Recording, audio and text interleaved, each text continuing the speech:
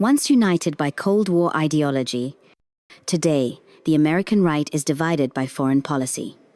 On one side, America First nationalists. On the other, the old guard neocons who believe US military power should shape the world. This is the story of a political civil war inside the conservative movement about war itself. You're watching Freedom Square News, and this is America First versus Forever Wars, the US right's foreign policy reckoning. For decades, the US right largely backed foreign wars. From Reagan's Cold War military buildup to George W. Bush's invasions of Afghanistan and Iraq, the logic was clear. American power abroad keeps enemies away from home. But the Iraq War changed everything. $2 trillion spent. Thousands of lives lost. No lasting peace. Many conservatives began to ask, why are we fighting wars that don't make America safer? Enter Donald Trump, 2016. He called the Iraq War a mistake. Obviously, the war in Iraq was a big, fat mistake, all right? Criticized NATO. Questioned regime change in the Middle East. Are issuing a new decree to be heard in every city, in every foreign capital, and in every hall of power. From this day forward, a new vision will govern our land.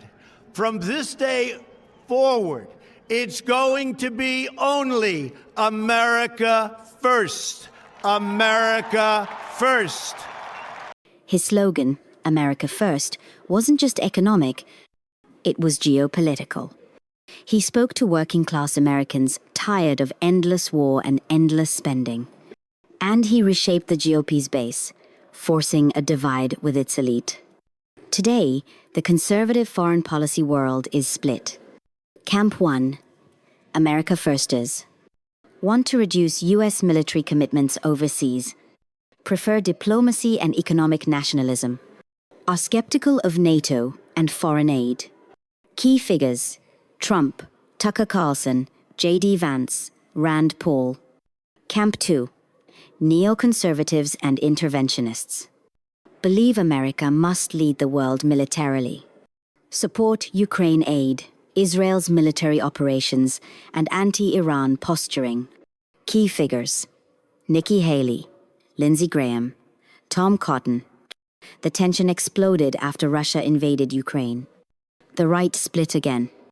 Support Ukraine or stay out. And now, with US strikes in the Middle East, the question returns. Is this defending America or feeding the military-industrial complex? With President Trump back in the White House, foreign policy is no longer a backroom issue. It's shaping headlines daily. It's front and center. Trump says, "I'll end the war in Ukraine in 24 hours." But I want to stop the war. I don't want that war to continue. And I'll stop that war, mark my words, I'll stop that war in 24 hours. But we're in a position. Critics say that means surrender to Putin. Meanwhile, neocon voices warn, pulling back will only invite more chaos. Voters and the world are staring at two competing visions of America's role: a global sheriff enforcing order, patrolling distant conflicts, and shaping the world with power.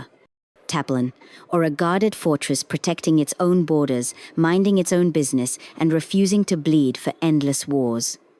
It's not just strategy. It's identity. What kind of superpower does America want to be? For decades, America's right was united on war. Today, that unity is gone. Is America First the new doctrine? Or will the ghost of the forever war rise again?